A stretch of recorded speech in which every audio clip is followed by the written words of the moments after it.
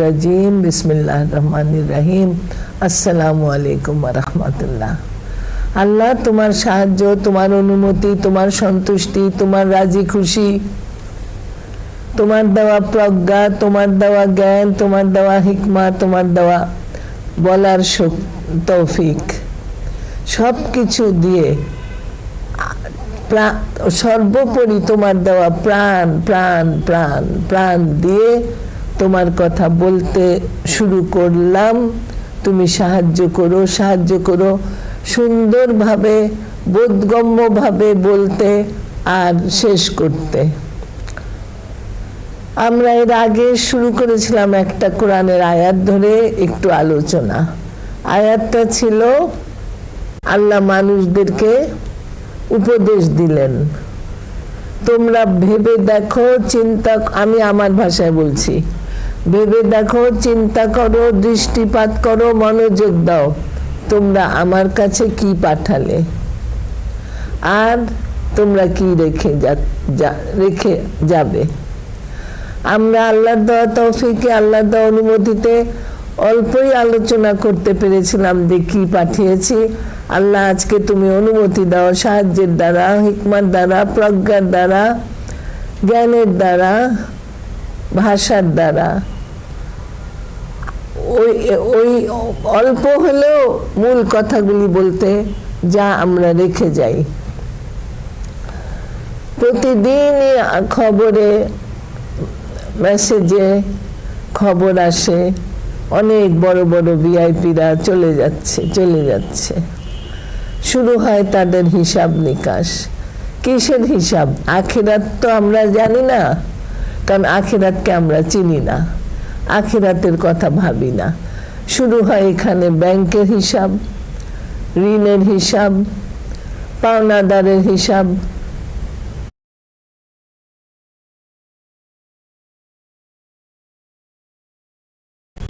কিন্তু হিসাব শুরু হয় না হারাম হালালের। ঋণ মানে কি?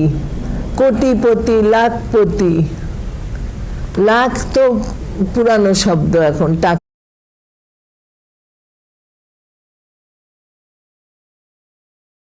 টাকার মতো। বিলিয়নিয়ার, মিলিয়নিয়ার, ট্রিলিয়নিয়ার যারা চলে গেল, কি রেখে গেল? ঋণ। কাদের উপরে? তাদের দুর্ভাগা ছেলেদের উপরে, নাহলে মেয়ের হাজবেন্ডদের উপরে। সেই ঋণ শোধ দায়িত্ব। ঋণ এমন একটা কঠিন ব্যাপার। রাসূল সাল্লাল্লাহু আলাইহি সাল্লাম যারা ঋণ রেখে গেছে তাদের জানাজা পড়তেন না। তারা যদি শাহিদ হতো তাদের জানাজা পড়তেন না। ঋণ এই যারা যাচ্ছে খালি তো তাদের ছেলেদের উপরে আর সানিল্লাদের উপরে ঋণের বোঝা রেখে যাচ্ছে না, তারা এই ঋণের বোঝা নিয়ে আল্লাহর কাছে ফিরছে। কিন্তু অতটুকুও খবর ছিল না যে ঋণ কেন হলো, কিসে হলো। এই যে কত 20 তালা না, তখন তো 20 তালাটাই ছিল একটা বিরাট জিনিস। র্যাঙ্কসের যে বিল্ডিংটা, ইমারতটা বানানোর সময় কি হয়েছিল আমি জানি না, কিন্তু ওটা ভাঙার সময় ওখান থেকে পড়ে একজন মানুষ, একজন কি বেশি, আল্লাহর কাছে চলে গেল। এই যে গেল, এটাও তো একটা হিসাব, এটাও তো ঋণ থেকে গেল আল্লাহর কাছে। ঋণের সম্বন্ধে কোনো চিন্তা নাই। দুনিয়াতে যতদিন আমি বিলিয়নিয়ার, ট্রিলিয়নিয়ার হয়ে চলতে পারলাম, বিরাট সাফল্য। তারপরে বলবে আমরা তো আমাদের পরিশ্রমের টাকা দিয়ে যা কিছু বানিয়েছি, গড়েছি, আমি শিল্পপতি হয়েছি। তোমার পরিশ্রম ঠিক, কিন্তু ওই পরিশ্রমের ভিতরে যে কত গরিবের রক্ত মিশে গেছে তার তো তুমি হিসাব দাও নাই, তার তো কোনো ক্ষতিপূরণ করে যাও নাই। এই ঋণের হিসাব। তারপর আল্লাহ হযরত আবু বকরকে কেউ জিজ্ঞাসা করেছিল, একটা পুরুষ মৃত্যুর সময় কি জিনিস রেখে যেতে পারে সবচেয়ে ভালো? আবু বকর বলেছিলেন একজন মুত্তাকি স্ত্রী যে তার জন্য সাদকায়ে জারিয়া হবে। আমি কোনো একজনকেও বলছি না, এটা একদম সবার জন্য এটা শিক্ষণীয় এবং মনে রাখার, যে আজকালকার স্ত্রীরা কি সাদকায়ে জারিয়া হয়? সেই স্লিভলেস ব্লাউজ, সেই পার্লার থেকে চুলের স্টাইল করে এসে স্বামীর চেয়ারে বসাটাই হলো আজকালকার বউদের নিয়ম। কোথায় কোথায় স্বামীর জন্য সাদকায়ে জারিয়া, কোথায় স্বামীর জন্য মানুষ রেখে দোয়া খায়ের করে দিল, হয়ে গেল, তারপরে কি অবস্থা কোনো খবর নাই। আমি কোন কোন বিষয় বলবো এত অল্প সময় বুঝে উঠতে পারছি না, তাই আমি কোরআনের কিছু আয়াত দিয়ে শুরু করি। সাদকায়ে জারিয়া, হ্যাঁ, তারপর আরো সাদকায়ে জারিয়া হলো মসজিদ, শিক্ষা প্রতিষ্ঠান, রাস্তা, পুকুর, কুয়া, এগুলি করে যাওয়া। সবই হয়তো করে যাচ্ছে, কিন্তু টাকার হিসাব নিতে গেলে দেখা যাবে কোনোটাই খালিস না, কোনোটাই নির্ভেজাল না। আল্লাহকে কি করে ভেজাল জিনিস আমরা দিয়ে মনে করতে পারি আমরা নিরাপদ?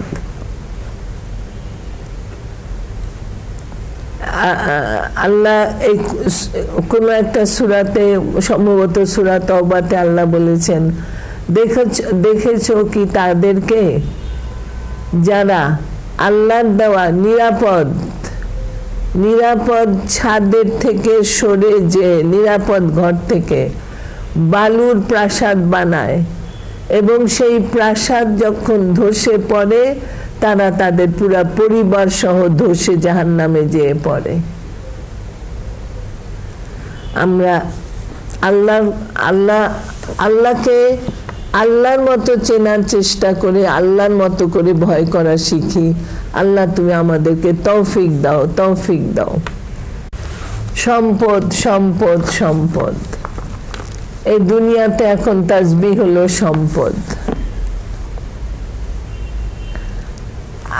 ভয়ঙ্কর 3টা আয়াত আমি এখানে মানুষ মানে এটিএম এর মাধ্যম দিয়ে মানুষের সামনে আনতে চাই, মনোযোগ আকর্ষণ করতে চাই, দৃষ্টি আকর্ষণ করতে চাই, মনে রাখার জন্য অনুরোধ করছি। সূরা আনাম, আল্লাহ বলছেন, Verily we send the prophets to the nations before you. রাসূলকে বলছেন, তোমার আগে আমি আরো অনেক নবী রাসূল পাঠিয়েছি যা কওমদের কাছে। Then we afflicted them with extreme distress and adversity. তারপর আমি তাদেরকে অত্যন্ত কঠিন কঠিন সময়ের দ্বারা, দুর্যোগের দ্বারা, মুসিবতের দ্বারা আক্রমণ করছি। ঠিক এখনকার যুগ দেখেন, আজকের CNN-এর খবর, 15 বছরের ছেলেকে সন্দেহ করছে, স্কুলে 3টা মার্ডার হলো। মানে এমন কোন দিন নাই যেদিন কোনো বিভৎস ভয়ঙ্কর খবরে না আসে CNN-এ। So that they might call Allah in humility. এই যে ভীষণ ভীষণ বিপদগুলি আল্লাহ যখন পাঠান কোন মুমিনদের জীবনে, মুমিনদের কওমে, মুমিনদের দেশে, আল্লাহ কি চান? যে তারা যেন বিনয় শিখে। হিউমিলিটি বিনয় না, বিনয়ের চেয়েও বেশি কিছু। নিজেকে বিলীন করে দেওয়া আল্লাহর চোখে, নিজেকে বিলীন করে দেওয়া, নিজেকে অস্তিত্বহীন মনে করা। কিন্তু কি হয় শোনেন, 3টা stage. Yet why did they not humble themselves when our distress came on them? আল্লাহ প্রশ্ন করছেন, এত যে বিপদ, এই যে নতুন ওমিক্রন না কি একটা নামে নতুন বিপদ আসলো, ওই একই কথা, ভ্যাকসিন।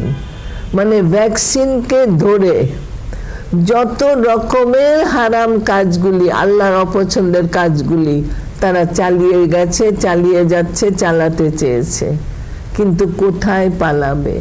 আল্লাহ নিজে বলছেন, যখন আমি তাদের উপরে দুর্যোগ পাঠালাম, কেন তারা হাম্বলের বাংলা হয় না, নিজেকে মিশিয়ে দিল না কেন আল্লাহর কাছে মাটিতে? But their hearts became hardened. উপরন্ত তাদের অন্তর হয়ে গেল আরো কঠিন। কঠিন কারণ এখন আর এমন কিছু নাই যেটার দাওয়া পানি নাই মানুষের হাতে, মানুষ মনে করে। এটা মানুষের ধারণা। আমি একটা উদাহরণ দিয়ে বলি, একটা ছাত্র যদি টিচারকে বুঝাতে থাকে যে আমি ম্যাথসে, ইংলিশে, হিস্ট্রিতে, জিওগ্রাফিতে সব বিষয় আমি A+, তখন শিক্ষকের একটু ইচ্ছা হয় যে দেখি তাকে পরীক্ষা করে। জ্ঞানের গরিমা যে জাতির এত বেশি যে যুগে, সেই জাতিকে তো আল্লাহ ধ্বংস তাদের জ্ঞানের জন্য না, তাদের গরিমার জন্য। But their hearts became hardened, and the devil made fair seeming to them all that they used to do. মন আরো শক্ত হয়ে গেল, আর শয়তান এই সুযোগে তাদের সব খারাপ কাজগুলি কে একদম হালাল, অত্যন্ত মনোরম করে তুলল। এর পরের অবস্থাটা শোনেন। আমাদের যদি কারো অন্তরে কলিজা থাকে, তার কলিজাটা যেন একটু কাঁপে আল্লাহর কথা চিন্তা করে, আল্লাহর শক্তির কথা চিন্তা করে। কাউইউন মাতিন, কাউইউন আজিজুন জুনতেকাম, ভীষণ প্রতিশোধ গ্রহণকারী।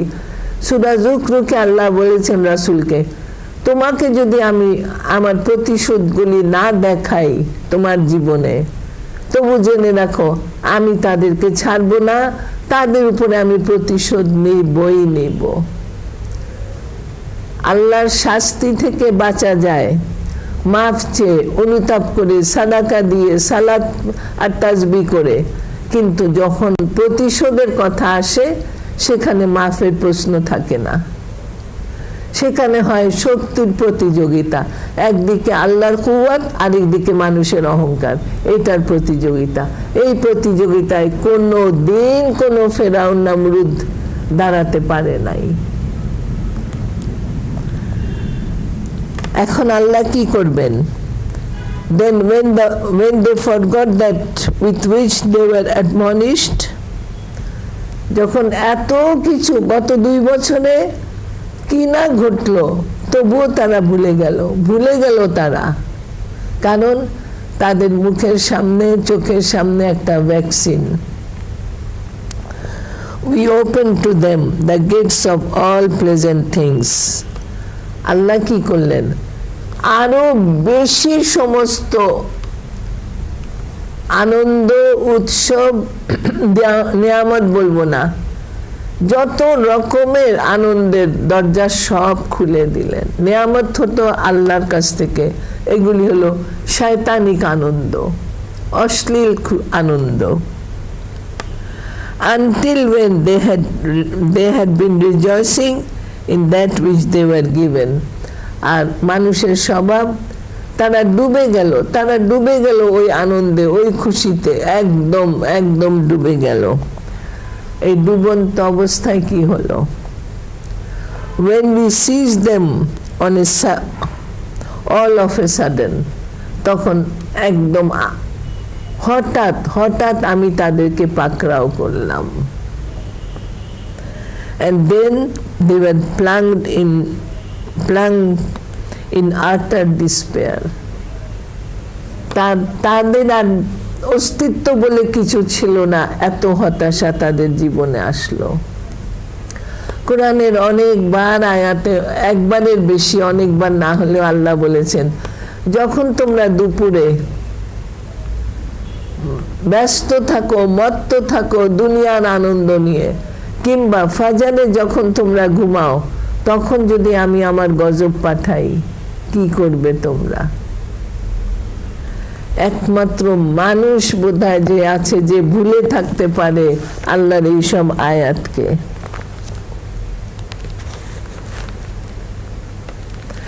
তারপর আরেকটা আয়াত বলতে বলছেন আল্লাহ, have you thought that if Allah took away your hearing and your sight, কখনো কি ভেবেছো যে যদি আল্লাহ তোমার শ্রবণ শক্তি নিয়ে নেন আর তোমার দৃষ্টি শক্তি, who is and sealed your hearts, আর তোমাদের অন্তরগুলি কালবের উপরে মোহর বসিয়ে দেন, who is ilah other than Allah who can bring it back to you? আল্লাহ ছাড়া আর কোন ইলা আছে? মানুষ চোখের অপারেশন করে, নিশ্চিত কোনো চিন্তা নাই, হবেই হবে। এই যে চোখের যে দৃষ্টিটা আল্লাহ যখন দিয়েছিলেন জন্মের সাথে, আমরা তো চাই নাই, না চাইতে দিয়েছেন। এত বছর যে রেখেছেন তাও চোখের জন্য কোনো শুকরিয়া করা হয় নাই। এটা তো আল্লাহ দিবেই, দেওয়ারই কথা। কিন্তু যখন দুর্বল হয় তখন মনে হয় আল্লাহ দুনিয়াতে অন্ধ করে রেখো না, কিয়ামতের দিনেও না, আখিরাতেও না। তোমার কালাম পড়ার তৌফিক কেড়ে নিও না, তোমার নিদর্শন দেখার তৌফিক কেড়ে নিও না। আর একটা হলো শ্রবণ শক্তি, তোমার কালামকে শোনার তৌফিক কেড়ে নিও না। আর একটা হলো কাল্ব, যে কাল্বের মধ্যে যা শুনি, যা দেখি, যা জমা রাখি, সেই জমা রাখার জায়গাটুকু ব্লক করে দিও না। See how we repeatedly explain the message, yet they turn away. আল্লাহ বলছেন, বারবার পুরা কোরআনে আমি একই কথা তাদেরকে জানাই, কিন্তু তারা হলো সেই তোদের ঘাড় কেন কাতরে মোদের ওই জাত। আজকে রবট নামে যে জিনিসটা আবিষ্কার করেছে, সে যা বলবে সেটা সত্য হবে, সে যা বলবে সেটা করণীয় হবে, কিন্তু কোরআন থেকে যদি কেউ কিছু বলে সেটা নিয়ে বিরাট প্রশ্ন। ইফ এনিওয়ান, ভয়ঙ্কর সতর্কতা, if anyone withdraws himself from the remembrance of Allah, কেউ যদি আল্লাহর জিকির থেকে, আল্লাহকে মনে করা থেকে, আল্লাহর কাছে কৃতজ্ঞ হওয়া থেকে বিরত থেকে খুশি হয়, we appoint for him an evil one to be an intimate companion to him. আল্লাহ কি করেন তখন? একটা শয়তানকে তার নিকটতম বন্ধু করে দেন। সে শয়তান তো বসে থাকে না, সে কি করে? such evil one really hindered them from the path of Allah. এই শয়তান বন্ধুর কাজ হলো সালাতের সময় সালাতকে ভুলিয়ে রাখা, যাকাতের সময় যাকাতকে মনে না করানো, রোজার মাসে রোজা না রাখা, হিজাবের সময় হিজাব না করা, অনেক সুন্দর সুন্দর যুক্তিসঙ্গত কারণ দেয়। আমরা আজকাল but they think that they are being guided right, আর ওই মূর্খ হতভাগ্য মানুষটা মনে করে তার এই শয়তান বন্ধু তাকে যা বলছে ঠিকই বলছে। at length শেষ পরিণাম কি হয়? অত্যন্ত কঠিন কথা। at length when such one comes to us, এই হতভাগ্য মানুষটা যখন আমাদের কাছে ফিরে আসে, সে তার শয়তান সঙ্গীকে বলে, would that between me and you were the distance of east and west. আফসোস যদি তোমার আর আমার মাঝখানে পূর্ব পশ্চিমের দূরত্ব হতো। evil is the companion indeed. সে বুঝে নাই যে তাকে আখেরাত বুঝতে দেয় নাই, সে কত নিকৃষ্ট সঙ্গী ছিল। when you have done wrong, it will avail you nothing that day, that you shall be partners in punishment. এই দুনিয়াতে যে জুলুম করে গেছো, যে 50 তালা বানাচ্ছ নিজের টাকা মনে করে, যে ব্যাংকের হিসাব না দিয়ে চলে যাচ্ছ, যে বউকে আর সন্তানকে আল্লাহর পথ না দেখিয়ে চলে গেছো, তার জন্য তোমাকে কঠিন আযাবের সামনাসামনি হতে হবে। কোরআনের একটা আয়াতে আল্লাহ বলেছেন, O prophet, save yourself and your family from the fire of hell.